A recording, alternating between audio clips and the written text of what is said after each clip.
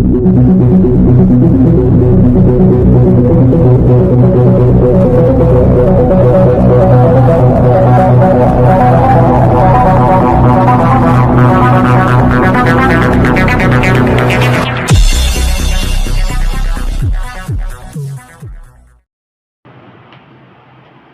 To PM9 news. అందరికీ నమస్కారం. నేను మీ రత్నం.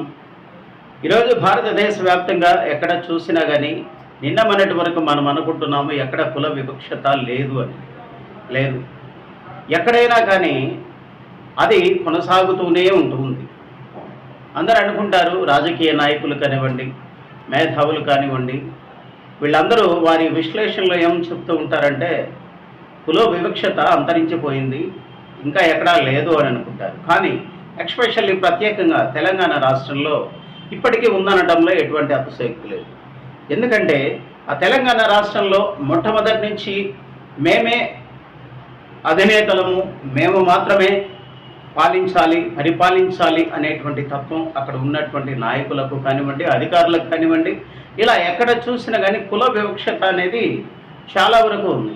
ఫర్ ఎగ్జాంపుల్ ఇప్పుడు మీకు మచ్చుకకు ఒకటి చూపిస్తాను. తెలంగాణకు సంబంధించినటువంటి కరీంనగర్ జిల్లా కొత్తపల్లి పట్టణంలో ఎస్సీ మాదిగా కులానికి చెందినటువంటి కొమ్ము లత, వైఫ్ ఆఫ్ గణేష్, వీరు స్వర్ణ స్వశక్తి మహిళా సంఘంలో 2008 నుండి సభ్యురాలిగా వీరు కొనసాగుతూ ఉన్నారు.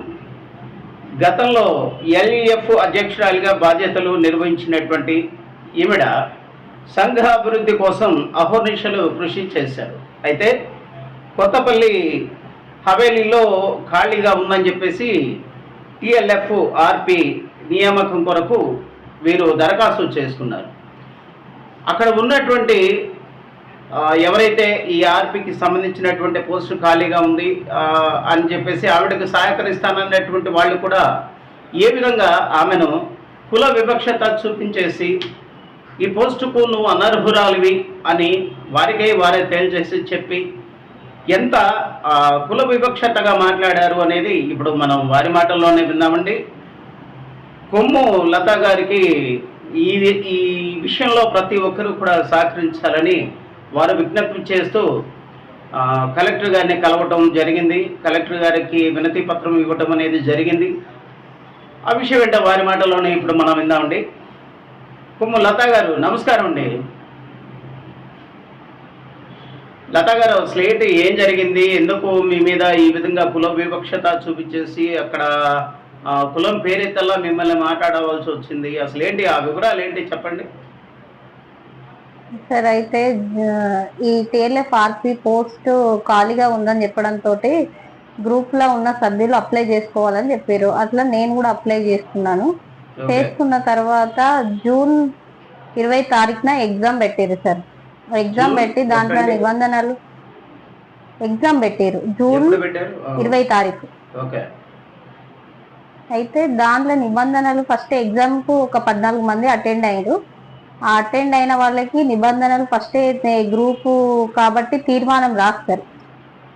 తీర్మానం ఏం రాసిరంటే రిజర్వేషన్ ఉంటుంది, SC STలకు పేదలకు మొదటి ప్రాధాన్యత అని చెప్పారు. అయితే మొదటి ప్రాధాన్యత అని చెప్పిన తర్వాత అందరం ఎగ్జామ్ రాసినాము. ఒక్క ఆమెకు మాత్రం వాళ్ళ భర్త గవర్నమెంట్ జాబ్, మున్సిపాలిటీలో జాబ్ చేస్తారు. అయితే ఆమెకు ఎక్కువ మార్క్స్ వచ్చినాయి, ఆమెకే ఇద్దాము అని అన్న తర్వాత ఎగ్జామ్ రాసిన వాళ్ళందరూ అన్నారు అన్నట్టు అక్కడ. మేడం ఆమెకు వాళ్ళ ఒక్క నిమిషం అండి లత గారు, ఈ ఎగ్జామ్స్ కి అటెండ్ అయిన వాళ్ళు మొత్తం ఎంతమంది? 14 మంది సార్. 14 మంది మెంబర్స్. Okay, continue.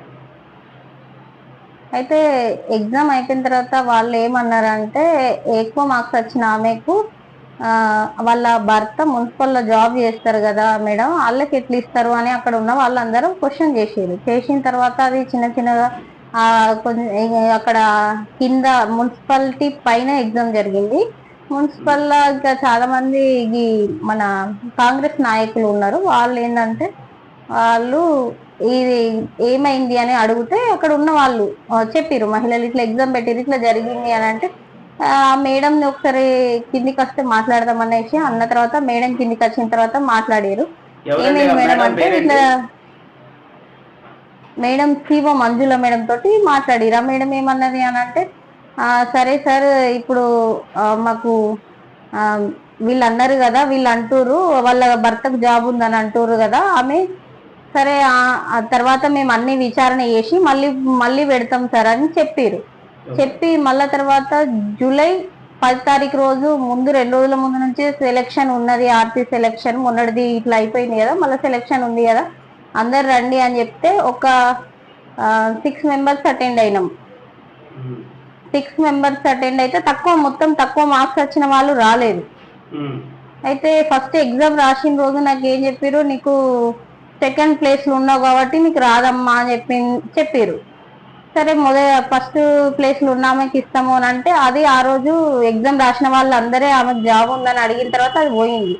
ఆమె ఈ 10 తారీఖు రోజు ఆమె వచ్చి ఏమన్నదంటే, నాకు వద్దు, మా ఆయన జాబ్కి ఏమైనా ప్రాబ్లం అవుతుంది, నేను ఉన్నా, నాకు అవసరం లేదు దీని అన్న తర్వాత సెకండ్ ప్లేస్ లో నేనున్నా కాబట్టి నాకు రావాలి కదా అనేసి నేను అడిగిన. అంటే అట్లెట్లు ఇస్తాము, ఇక్కడ ఎంపిక అనేది ఉన్నది కదా, ఓబీలు ఎన్నుకోవాలి అనేసి అన్నారు. ఓబీలు ఎన్నుకున్నాడు అన్న తర్వాత ఓబీలు 12 మంది, 12 మందిలో 11 మంది హాజరయ్యారు. 11 మందిలో ఒక 6గురు ఒక ఆమె రాలేదు. ఆమె సెలక్షన్స్ ఆర్పి సెలక్షన్స్ అని రాకుండా హాస్పిటల్లో ఉన్నా అని చెప్పిన ఆమెకు వీళ్ళంతా ఒక 6గురు ఆమెకు మాకు ఆమెనే కావాలి, ఆమె మంగళ ఆమె అలాది ఇక్కడనే ఉంటది అన్న తర్వాత, మరి నేను ఇక్కడ ఉన్నా కదా, నాకు ఒక 5 ఓట్లు వచ్చినాయి, నాకెందుకు ఇయ్యరు అనేసి నేను అడిగిన. నాకెందుకు ఇయ్యరు, ఎందుకు ఇయ్యరు అని అంటే, పక్కన పోయి మాట్లాడుకుంటారు అంటే, నాకు వినబడకుండా కొంచెం పక్కన పోయి మాట్లాడుకుంటారు, వాళ్ళు ఎస్సీలు కదా, ఆమెకు వద్దు, మన దాంట్లో మనకే ఎవరికన్నా రావాలి కానీ ఆమెకైతే ఇయ్యద్దు అనేసి. ఎవరన్నారు ఆ మాట? ఎవరన్నారు? ఆమె ఎస్సీ కదా, ఆమెకి ఎందుకు లేకుంటామని ఎవరు అన్నారు? అంటే పేరు అనేది కరెక్ట్ గా తెలియదు. పక్కన ఒక అక్కడ చాలా మంది ఉన్నారు, అంటే ఆర్పీ సెలక్షన్స్ అంటే గ్రూప్ కు సంబంధించిన వాళ్ళు చాలా మంది వచ్చారు. అక్కడ అందరూ ఒక గ్యాంగ్ లాగా అక్కడికి బయటికి పోయి మాట్లాడుకున్నారు. ఈ మేడం కూడా, సిఓ మంజుల మేడం కూడా 2 సార్లు బయటికి అయింది. అక్కడ మానస మేడం ఉన్నారు. ఆ మేడం ఏ గ్రూప్ సీనియారిటీ ఉందో, ఏ గ్రూప్ కు ఈ అవగాహన ఉందో వాళ్ళకే ఇస్తా అని చెప్పింది. ఆ మేడం కూడా చెప్పిన తర్వాత వీళ్ళందరూ బయటికి. ఇప్పుడు మీ ఒక్కలని ఈ విధంగా టార్గెట్ చేయడానికి గల కారణం ఏంటి? అంటే 2008 నుండి మీరు సభ్యురాలుగా అక్కడ ఏంది అంటే, సరే అయితే నేను ఎస్సీ, ఇంకొకటి మా సార్ మీడియాలో ఉన్నాడు అనేసి అన్నారు. అక్కడ ఎస్సీ అనేది బయట పోయి మాట్లాడుకున్నారు. నా ముందు మాత్రం నాకు ఎందుకు ఇయ్యరు అనేసి అడిగితే, మీ ఆయన మీడియాలో ఉన్నాడు కదా, నీకు ఇయ్యము, నీకు ఇస్తే ఏదో ఒకటి మళ్ళా గొడవ, మాకు అవసరం లేదు, మీడియాలో ఉన్నాడు కాబట్టి ఇస్తలేము అనేసి ఇక ఫేస్ టు ఫేస్ అక్కడ సీసీ కెమెరా కూడా ఉంది అక్కడనే చెప్పేసిరు. అయితే మీడియాలో ఉంటే ఎందుకు ఇయ్యరు, అట్లంటే తెలంగాణ వచ్చిన తర్వాత చాలా ప్రోగ్రామ్స్ మహిళల గురించి గ్రూపుల గురించి అయినాయి కదా, మరి అప్పుడు అన్ని మీడియాలో వచ్చినాయి కదా, ఇప్పుడు ఏదో చిన్న ఇష్యూ జరిగితే అందరి గురించే పెట్టిరు కదా, దాని గురించి సరే అట్లయినా పర్వాలేదు, నేను ఒక 3 నెలలు వేసిన తర్వాత మీకు నచ్చకపోతే తీసేయండి అని అన్న తర్వాత, నీకైతే ఇయ్యం, మేము ఇంకెవరికైనా ఇస్తామనేసి నాకన్నా తక్కువ మార్క్స్ వచ్చిన గుండెటి నవ్వేకు ఆమెకైతే ఓకే మేడం, మేము ఆమెకైతే సైన్ చేస్తామని చెప్పి మేడం వాళ్ళు మాట్లాడుకొని వీళ్ళు మాట్లాడుకొని ఆమెకే పోస్ట్ రాసుకొని వెళ్ళిపోయారు ఫొటోస్ దిగి. నేను ఎంత అడిగినా ఆమె పేరు గుండెటి నవ్య, ఆమె బీసీ. ఆమెకి ఇచ్చిర్రు. ఆమెకి నాకన్నా తక్కువ మార్క్స్ వచ్చినాయి. అలా గ్రూప్ కూడా సీనియారిటీ లేదు, నిబంధనలు ఏంటంటే గ్రూప్ సీనియారిటీ ఉండాలి, అవి ఏవి లేకున్నా గానీ వాళ్ళు ఒక కులం ఫీలింగ్ చూసుకునే ఇచ్చిర్రు ఆమెకి. లత గారు, మీరు ఈ విషయం మున్సిపల్ కమిషనర్ కి చేసినాం సార్, కమిషనర్ కి చెప్పినాము. తర్వాత ఏమన్నారు కమిషనర్ గారు? సరే ఇంకా మా కమిషనర్ గారు ఏమన్నారు? సార్ అన్నారు, నేను విచారణ జరిపి చెప్తానన్నారు. కాకపోతే ఏంటంటే ఇప్పుడు 15 రోజులైంది. సరే, ఇది ఫస్ట్ ఫిర్యాదు ఇచ్చినాము, తర్వాత రెండో ఫిర్యాదు కూడా 2 సార్లు ఇంకా పీడీ సార్కి ఇచ్చినాము. తర్వాత నిన్న ప్రజావాణి సోమవారం ఉంటది కాబట్టి కలెక్టర్కి ఇచ్చినాము. 3 ఫిర్యాదులు ఇచ్చినాం సార్. కలెక్టర్ గారు ఏమన్నారమ్మా?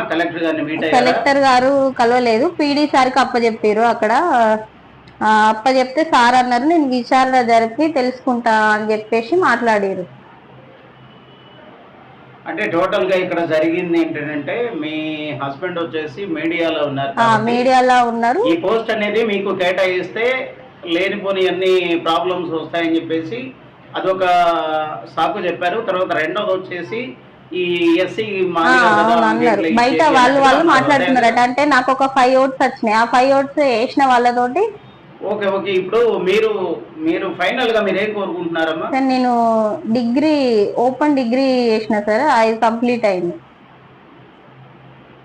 అట్లా కదమ్మా, మీరు ఏం నేను కోరుకుంటున్నారు? ఏం కోరుకుంటున్నా సార్, నాకు న్యాయం జరగాలి. ఇప్పుడు వాళ్ళందరూ ఇన్సల్ట్ చేసిరు కదా, వాళ్ళు కులం పేరుతోటి మీడియా అనేసి ఇన్సల్ట్ చేసిరు. అక్కడ నాకు అర్హత ఉన్నా కూడా నాకు ఎందుకు ఇవ్వలేదు? నాకు అది కావాలి. నాకు అర్హత ఉంది కాబట్టి నాకే రావాలి కదా ఆ పోస్ట్, నాకు రావాలి. నాకు అదే న్యాయం జరగాలని కోరుకుంటున్నా.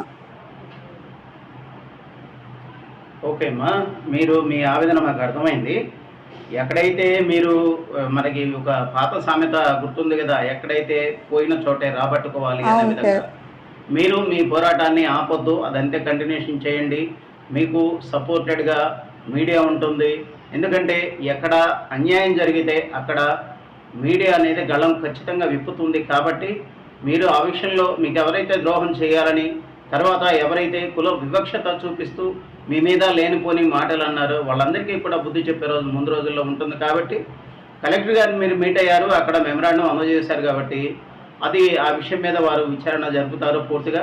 At the same time media తరఫున కూడా మీకు పూర్తిగా మద్దతు ఉంటుంది అమ్మా. ఓకే ఓకే అమ్మా, థ్యాంక్ యూ వెరీ మచ్. చూశారు కదండి, ఇక్కడ రాష్ట్ర వ్యాప్తంగా, తెలంగాణ రాష్ట్ర వ్యాప్తంగా ఇదే కుల వివక్షత అనేది ఉంది. ఇప్పుడు ఏపీలో కూడా చూడండి, రీసెంట్గా గతంలో వచ్చేసి మల్లం అనే గ్రామంలో, పిఠాపురం మల్లం అనే గ్రామంలో అక్కడ కూడా ఎస్సీ మాల కమ్యూనిటీకి చెందిన వారిని గ్రామ బహిష్కరణ చేయటం అనేది కూడా జరిగింది. అదేవిధంగా మళ్ళీ ఒక 2-3 రోజుల క్రితం అదే పిఠాపురంలో ఎవరైతే క్రైస్తవులు ఉన్నారో వాళ్ళందరికీ కూడా బొట్లు పెట్టి జై శ్రీరామ్ జై శ్రీరామనం అని చెప్పి ఈ విధంగా హెరాస్మెంట్లు అనేవి జరుగుతూ ఉన్నాయి. క్రైస్తవులు కూడా చేస్తుంది కరెక్ట్ కాదు. మీ ప్రార్థనలు ఏదన్నా ఉంటే మీరు చర్చిలో జరుపుకోవాలి, కానీ సంఘాలు మీరు వీధుల్లోకి తిరుగుకుంటూ మీరు ఏదో ప్రార్థనలో అవన్నీ చేస్తూ మీరు పోతూ ఉంటే అది మత మార్పిడి చేస్తూ ఉన్నట్లుగా వారు భావించేసి ఈ విధంగా చేస్తున్నారు. మీరు చేస్తుంది కరెక్ట్ కాదు, అట్ ద సేమ్ టైం వాళ్ళు చేస్తుంది కూడా కరెక్ట్ కాదు. ఇది మన పవిత్ర భారతదేశంలో మనం నివసిస్తున్నాం. అందరూ కూడా అన్నదమ్ములుగానే ఉండాలి, ఇదే విధంగా ఉండాలి. కానీ ఎవరికి వారు మేము మా కులం గొప్ప అని అనుకుంటే భారతదేశం అది సరైనది కాదు. మీరు ఆ పద్ధతి మార్చుకోవాలని ఈ సందర్భంగా తెలియజేస్తున్నాను. చూస్తూ ఉండండి ఇలాంటి వీడియోల కోసం PM9 news. Thank you very much.